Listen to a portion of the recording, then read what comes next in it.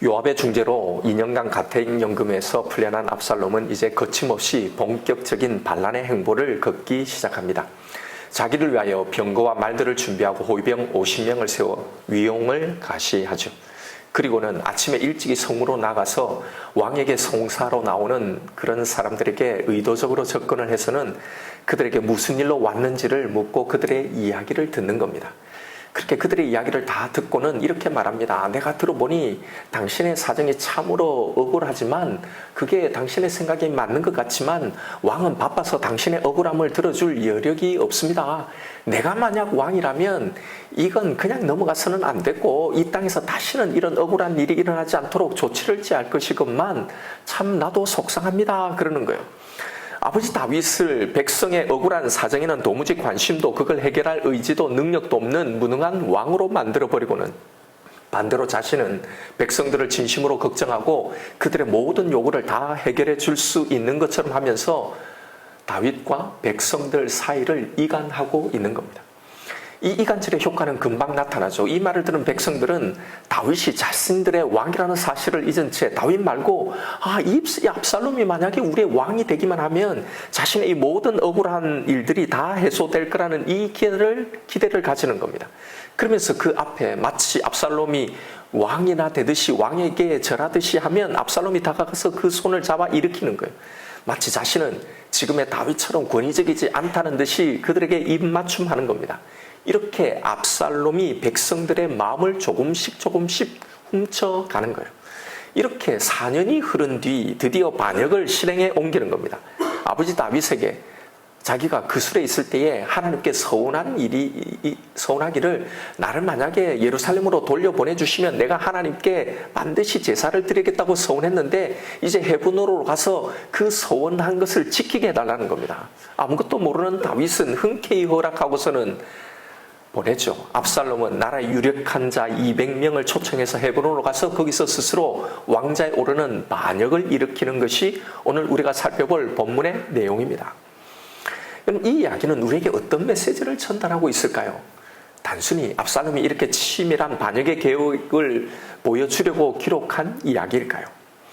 오늘 이 이야기에서 핵심 구절은요, 압살롬이 이스라엘 백성들의 마음을 훔치다라는 겁니다. 6절에 그 말이 나와 있죠. 훔치다라는 거예요. 이 관점에서 다시 가만히 여러분 이 이야기가 무엇에 관한 이야기인지를 다시 한번 생각해 보세요. 여기서 압살롬의 다윗에 대한 반역은 백성들의 마음을 훔치는 것으로 시작이 되죠. 그런데 어떻게 압살롬이 백성들의 마음을 훔쳐내고 있는지를 잘 한번 보십시오. 왕인 다윗의 이 다스림이 공정하지 못하다고 이야기하는 겁니다. 지금 왕인 다윗은 너의 억울함을 완벽하게 해결해 주지 못한다는 거예요. 사실 왕이 너희들의 억울함에 관심이 있겠느냐라는 이 이간질로 백성들의 마음을 훔치기 시작해서 만약 내가 왕이 되면 진짜로 너의 억울함을 다 해결해 줄 수 있다라고 말하는 거예요. 이런 말로 이스라엘 백성들 그들 자신들의 왕을 지금 바꾸려고 하는 겁니다. 그걸 바꾸게 만드는 겁니다. 결국 이것으로 반역이 일어나는 거예요. 오늘 본문의 이야기는 교묘히 백성들을 속여서 그들의 마음을 훔치는 압살롬과 그 압살롬에게 자신의 마음을 도적질 당하고 있는 이 백성들의 모습을 그려내놓고 있는 겁니다. 여러분 이게 무슨 이야기인지 어떤 영적인 메시지를 담고 있는지가 여러분 보이시나요? 이것은 하나님의 백성의 마음을 훔쳐내고 있는 사단과 그에게 하나님을 향한 마음을 도적질 당하면서 빼앗기고 있는 하나님의 백성, 바로 우리들의 모습을 여기에 담아내고 있는 겁니다. 우리의 신앙생활에 존재하고 있는 영적인 전쟁, 거기에 영적으로 무슨 일이 벌어지고 있는지를 한번 잘 생각해 보십시오. 바로 오늘 본문과 똑같은 일들이 일어나고 있는 겁니다. 사단은, 세상은 하나님을 향한 우리의 마음을 늘 언제나 훔칩니다. 자신들을 위해서 그렇게 헌신한 다윗을 버리고 압살롬을 향하고 압살롬을 왕으로 바꾸려고 하는 것처럼요. 우리는 하나님의 그 엄청난 사랑을 경험하고 그것을 고백한다고 하면서도 지금 내가 당하고 있는 당장의 억울함, 어려운 문제를 해결해 주지 않는 그 하나님에 대한 우리의 마음의 이 틈을 비집고 들어오는 존재가 있단 말입니다. 바로 사단이에요. 그 사단이 들어와서 우리의 마음을, 하나님을 향한 이 마음을 훔쳐간다는 겁니다. 처음엔 조그만한 이 서운함으로 시작하는 겁니다. 그러다가 정말 하나님은 내 억울함에, 정말 내 문제에 관심이 있으신 걸까? 나를 정말로 사랑하시는 걸까? 라는 걸로 가는 겁니다. 보세요. 압살롬이 어떻게 백성들의 마음을 훔쳐가고 있는지 말입니다. 3절을 한번 보십시오. 압살롬이 그에게 이르기를 보라. 네 일이 옳고 바르다마는 네 송사를 들을 사람을 왕께서 세우지 아니하셨다 하고. 보세요. 사단이 우리에게 집어넣는 마음하고 똑같지 않습니까? 하나님은 내 고통, 내 억울함, 내 사정을 정말 다 아실까라는 이 생각에서 우리와 하나님의 틈이 벌어지기 시작하는 겁니다. 신앙의 침체, 우리의 마음의 훔침을 당하는 것은 바로 여기서 발생하게 되는 겁니다. 그래서 왕을 바꾸려고 하는 겁니다. 하나님이 왕이 되셔서 나를 다스리고 인도하고 계심에도 여전히 내 억울함은 그대로고 이거 해결이 안 되고 여전히 내 문제, 내 송사는 하나님 앞에 처리되지 않고 있으니요. 여전히 우리의 마음은 우울한 겁니다. 답답한 거죠. 그러니 우리는 우리의 이 억울함, 내 문제를 해결해 줄 다른 왕을 찾아가게 되는 겁니다.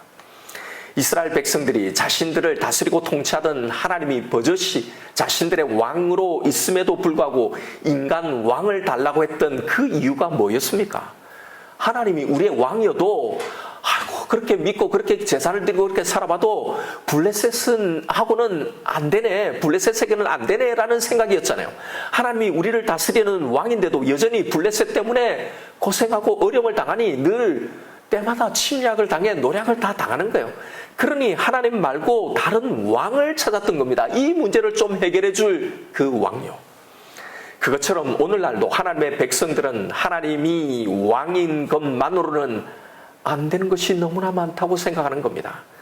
하나님을 왕으로 믿고 살아가는데도 물질의 어려움이 오고 건강상의 어려움이 오고 다른 삶의 문제들이 생기고 우울하고 공허해지니까 다른 것을 의지할 것을 생각하는 겁니다.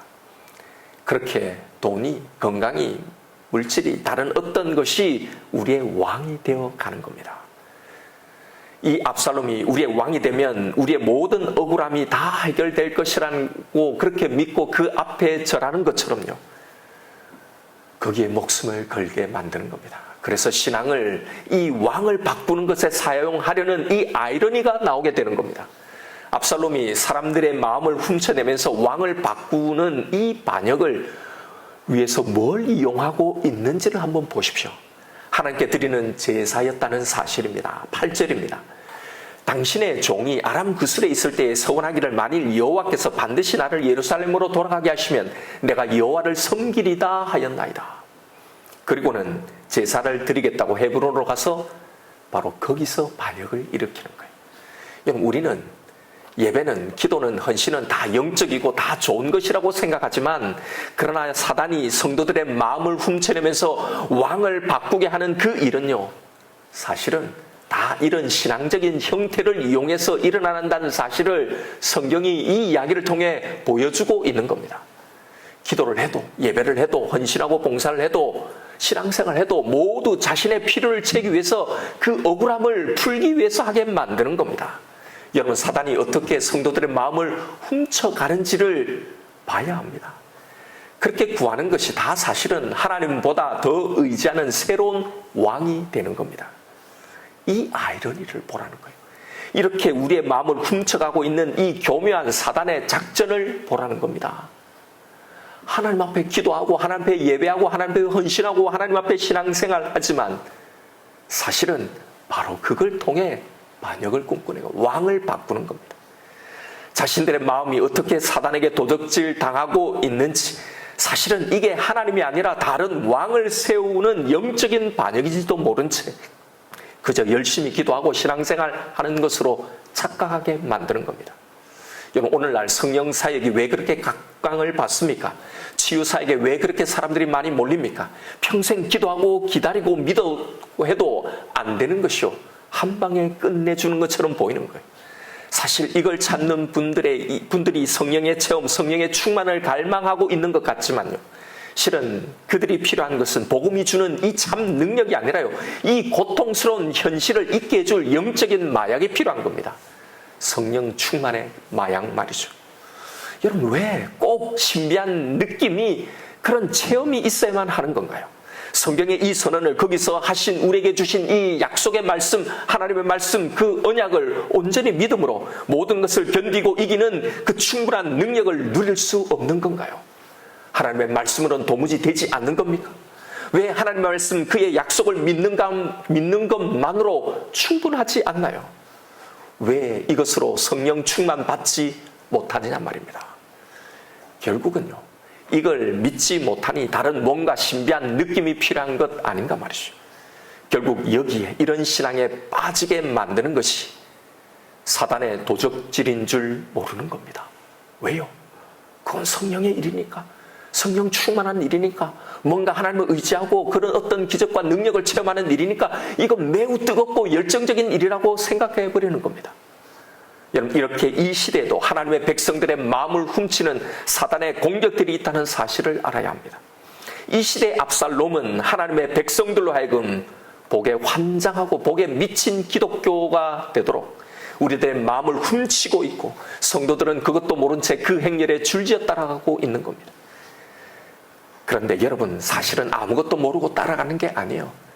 여러분, 거지가 오라고 했으면 갔을까요? 왕자가 초대해 주니 갔죠. 요즘 대세고 실세인 압살롬의 자신을 불러주니까 뭔가 떡고물이라도 떨어지겠지 하는 기대감들이 다 있었던 겁니다. 왜 이런 데 속으면서 거기에 몰려드는 겁니까? 결국은 우리의 신앙과 우리의 모든 관심, 그 결정의 기준을 살펴보면 사실 거기에는요, 나에게 얼마나 유익이 되는가, 이게 내 관심과 결정의 기준이기 때문입니다.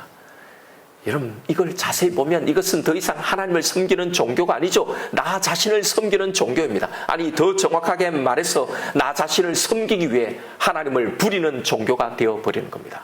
바로 이게 사단의 목적인 겁니다. 우리의 마음을 훔쳐내는 사단의 목적이요, 교회 못 나오게, 기도 못하게, 예배를 못 드리게 하는 게 아닙니다. 열심히 그것을 하게 해요.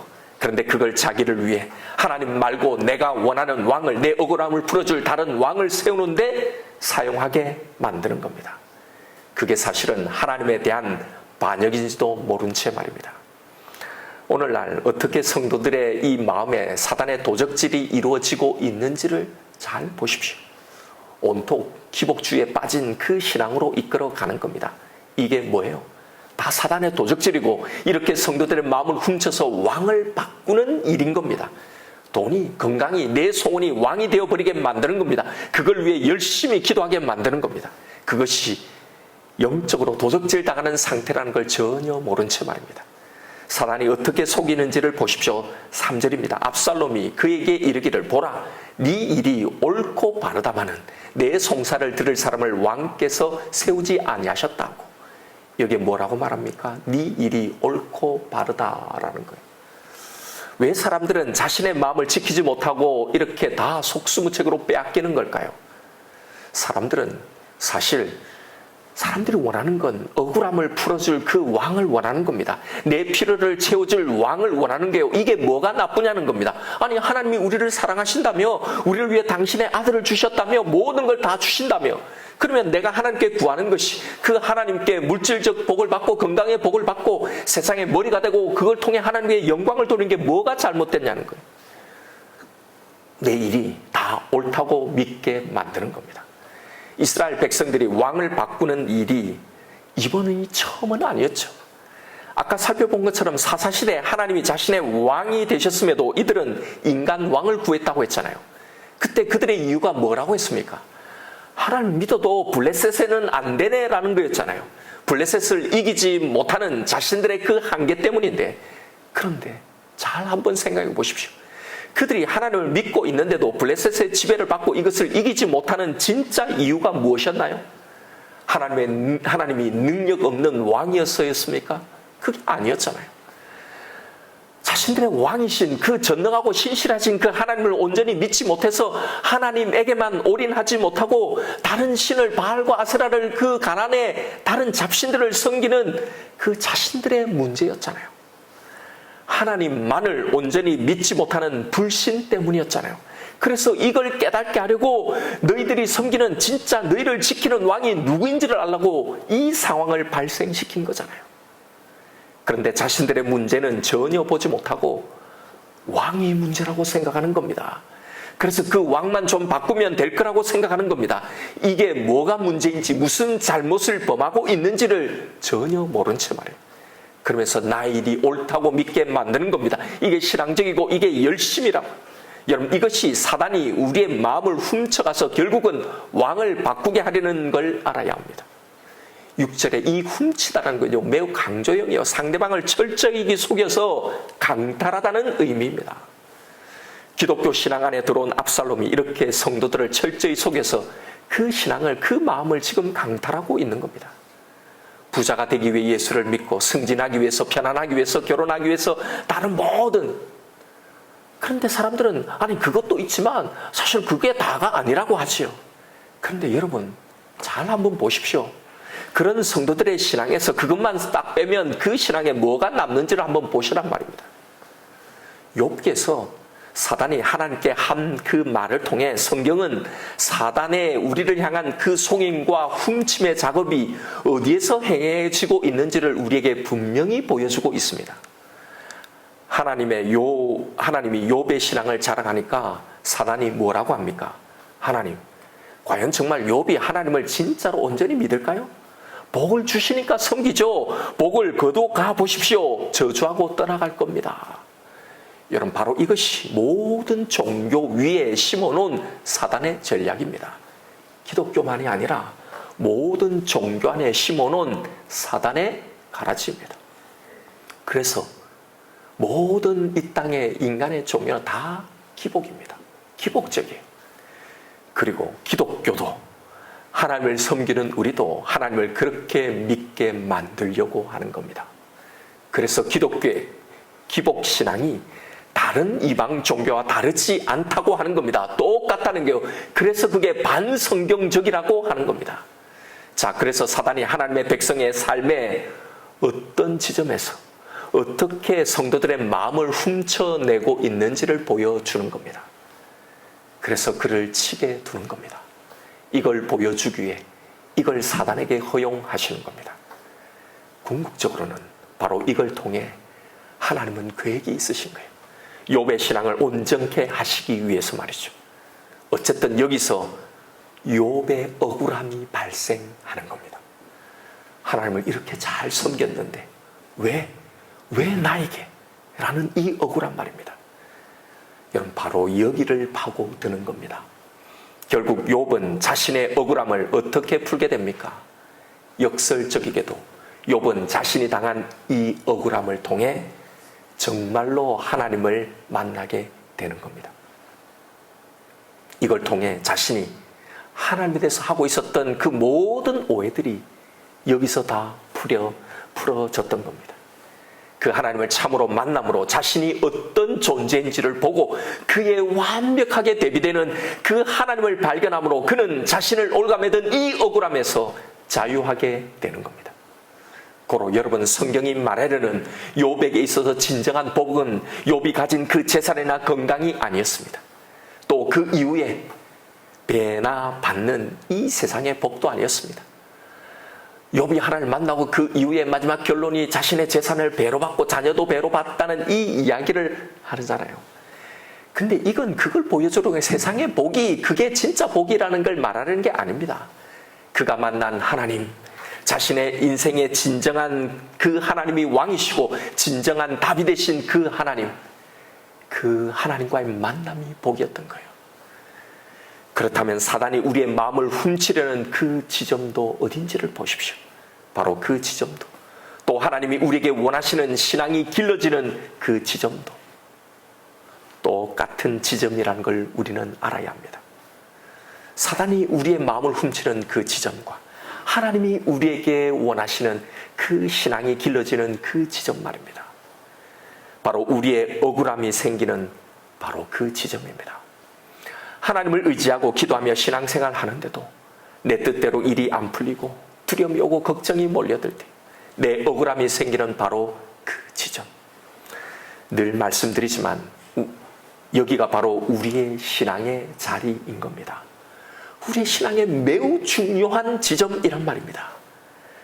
우리는 여기서 어떻게 사단의 도적질에서 우리의 마음을 지켜낼 수 있을까요? 어떻게 우리는 이것과 싸워야 합니까? 압살롬과 완전한 대척점에 서 있는 다윗의 반응에서 우리는 이것을 배울 수가 있습니다. 그래서 이 이야기에는 가만히 보면 억울함을 당한 두 사람이 등장하고 있는 겁니다. 이 이야기에서 억울함을 당한 사람은 압살롬만이 아니었습니다. 그만 억울함을 당하지 않습니다. 사실 그보다 더 억울한 사람은 다윗이죠. 그가 행한 것은 자비였습니다. 용서였습니다. 사랑을 베푼 겁니다. 그런데 어떻게 그 대가가 이렇게 올 수 있는가? 진짜 억울한 것은 다윗에게 있습니다. 압살롬이 자신의 억울함에 대해 보이는 이 반응과 대비되는 이 다윗의 반응을 보라는 겁니다. 성경은 이 이야기를 사실 하려고 하는 거예요. 다윗은 이 억울함을 온전히 하나님께 맡깁니다. 그가 자신이 당한 이 억울함에 적극적으로 대응하지 않는 건 사실 매우 이상할 정도로 보이죠. 다윗이 왜 이렇게 금방 도망합니까? 그에게 아무것도 없어서가 아닙니다. 다음 시간에 살펴보겠지만 아직 다윗에게는 압살롬에 대항할 충분한 힘이 있었습니다. 자신과 함께 하겠다며 모이던 사람들이 있었어요. 더 확실한 건 제사장들이 언약궤를 메고 다윗에게로 가지고 온 겁니다. 이스라엘 민족에게 이 언약궤는 그 어떤 군대나 그 무기보다 더 강렬한 힘을 가진 존재였던 것. 그런데 다윗은 이 모든 것을 다 돌려보냅니다. 언약궤도, 자신에게 몰려든 사람들도요. 17절을 보면 이렇게 나와 있습니다. 왕이 나아가매 모든 백성이 다 따라서 베메르하게 이르러 멈추어서니 그 모든 신하들이 그 곁으로 지나가고 모든 그렛 사람과 모든 블렛 사람과 및 왕을 따라 가드에서 온 모든 가드 사람 600명이 이 왕 앞으로 행진하니라. 그때 왕이 가드 사람 이때에게 이르되 어찌하여 너도 우리와 함께 가느냐? 너는 쫓겨난 나그네이니 돌아가서 왕과 함께 내 곳에 있으라. 사람들을 돌려보내는 거예요. 군사들을 돌려보내는 겁니다. 25절에는요.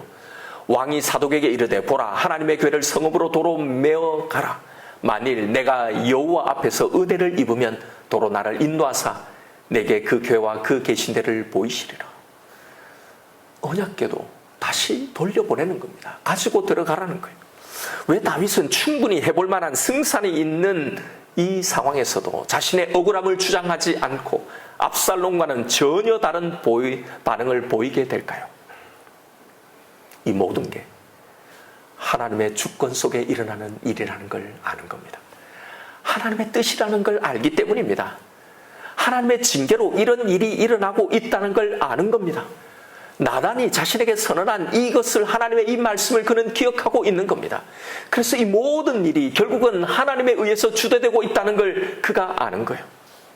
억울할 수도 있을 거예요. 아니 이만하면 되지 않았냐라고 생각할 수도 있을 겁니다. 그러나 그는 자신의 억울함에 빠져 있지 않습니다. 이 모든 과정 속에 들어있는 하나님의 그 지혜를 여러분 죽을 힘을 다해 지금 받아들이고 있는 겁니다. 다윗이라고 이게 쉬웠겠습니까? 금방 이게 그래 이게 하나님의 뜻이다 라고 그렇게 받아들였겠습니까? 말 그대로 죽을 힘을 다해 이것을 자신의 마음 가운데 선포하고 선언하고 이걸 받아들이고 몸부림치며 나아가는 겁니다. 여러분 25절부터 다시 한번 보십시오. 왕이 사독에게 이르되 보라 하나님의 궤를 성읍으로 도로 메어 가라.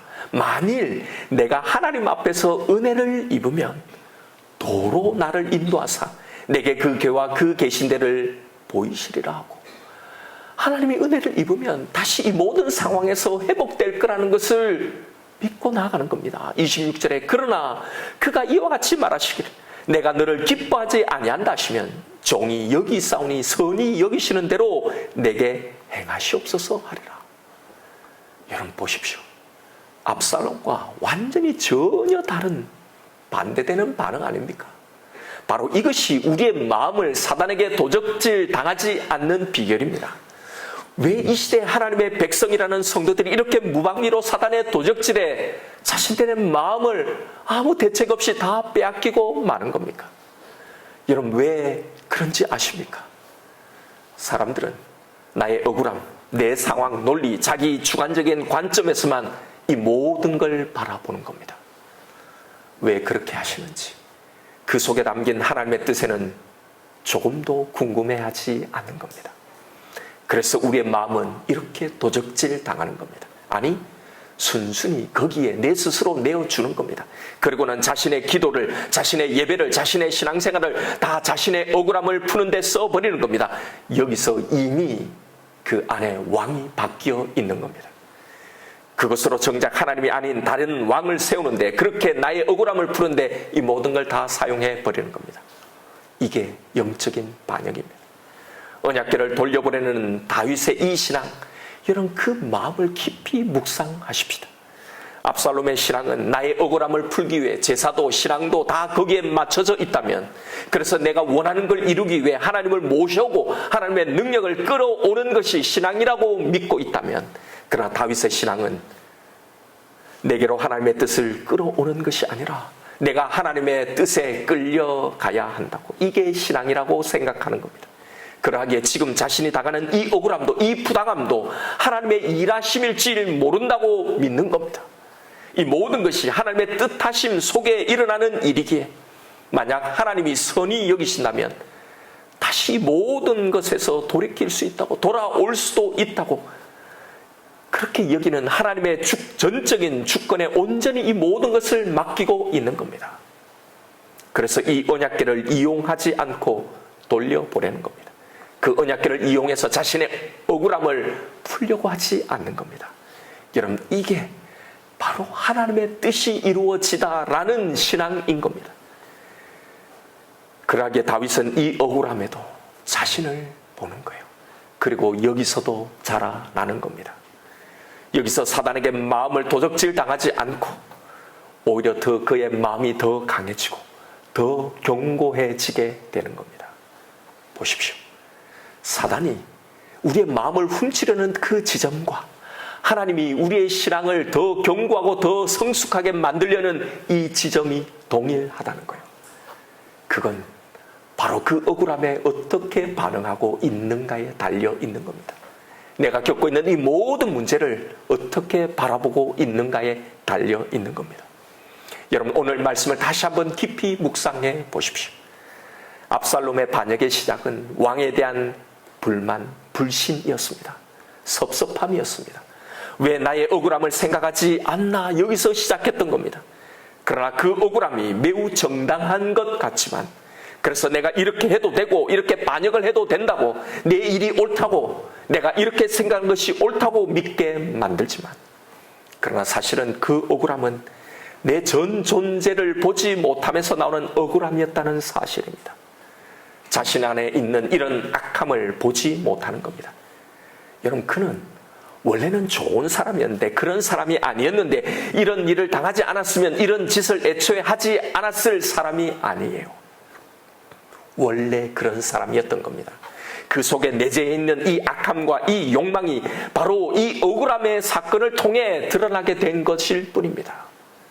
자신이 그렇게 죽이고 싶었던 암논과 아무것도 다를 바 없는 그 악함과 잔혹함이 존재하고 있다는 사실을 말입니다. 그게 이 억울한 사건을 통해서 드러나게 된 겁니다.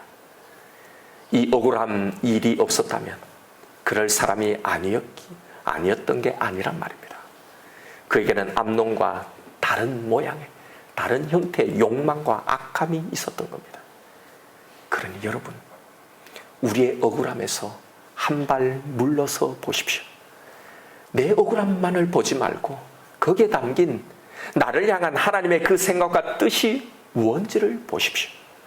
지금 당장 그것이 보이지 않더라도 다윗처럼 하나님이 선하시다는 걸, 내가, 내 생각이, 내 행동과 내 반응이 옳다라고 생각하지 말고 먼저 하나님이 오르시다는 것을 죽을 힘을 다해 선포하고 나아가십시오. 먼저 이것을 인정하고 죽을 힘을 다해 이걸 인정하며 선포하며 나아가 보십시오. 만일 내가 여호와 앞에서 은혜를 입으면 도로 나를 인도해서 내게 그 괴와 그 개 계신 데를 보이시리라. 그러나 내가 너를 기뻐하지 아니한다 하시면 종이 여기 있사오니 선하신 대로 내게 행하시옵소서 하리라. 여러분, 바로 이 기도로 나아가십시다. 내 기도로, 내 신앙으로 내 억울함을 풀려고 하지 말고, 이것이 이 선한 왕이신 하나님을 바꾸려는 이 반역임을 인정하면서 이 선한 하나님의 그 생각과 그 목표를 향해 여러분 죽을 힘을 다해 한 걸음씩 한 걸음씩 한 발짝씩 한 발짝씩 나아가십시다. 결국 하나님 안에서 이 억울함은 다 선한 것으로 바뀌게 될 겁니다. 이것이 사단의 이 도적질에서 우리의 마음을 지키는 길입니다. 요즘 하나님을 향해 있던 내 마음을 도적질 당하고 있는 게 뭔지를 한번 보십시오. 여러분의 마음을 조금씩 빼앗기고 있는 것이 무엇입니까? 지금 이 시간, 지금 현재 여러분의 마음을 훔치고 있는 게 뭔지를 묵상하시면서 오히려 바로 여기서 내 억울함이 존재하고 있는 그 자리에서 우리는 전혀 반대 반응을 보여보십시다. 바로 여기서 우리는 하나님을 더 깊이, 진짜 더 깊이 만나고 그를 향한 우리의 마음들이 그 뿌리가 더 깊어지고 더 견고해지시는 저와 여러분 우리가 되기를 주님의 이름으로 축원드립니다. 이 시간 오늘 주신 말씀 붙들고 우리 기도하십시다. 여러분, 내 마음이 어디서 어느 지점에 어떻게 빼앗기는지를 보십시오. 그런데 바로 그 지점이 하나님이 우리에게 원하시는 그 신앙이 자라가는 그 지점이라는 것을 또 보십시다. 여러분, 지금 혹시 내 마음, 내 신앙에서 도덕질 당하고 있는 것이 무엇인지, 내 마음을 훔쳐가고 있는 것이 무엇인지를 보십시오.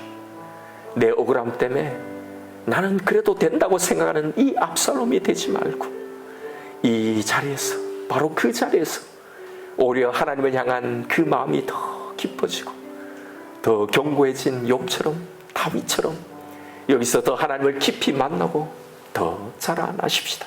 주님, 당신의 마음을 내게 부어 주옵소서. 주님, 당신의 마음을 내게 부어 주옵소서. 당신을 향한 내 마음, 내 믿음이 오히려 더 깊고 강하게 하여 주옵소서. 이 시간 나를 향한 하나님의 그 선하신 뜻을 신뢰하십시다.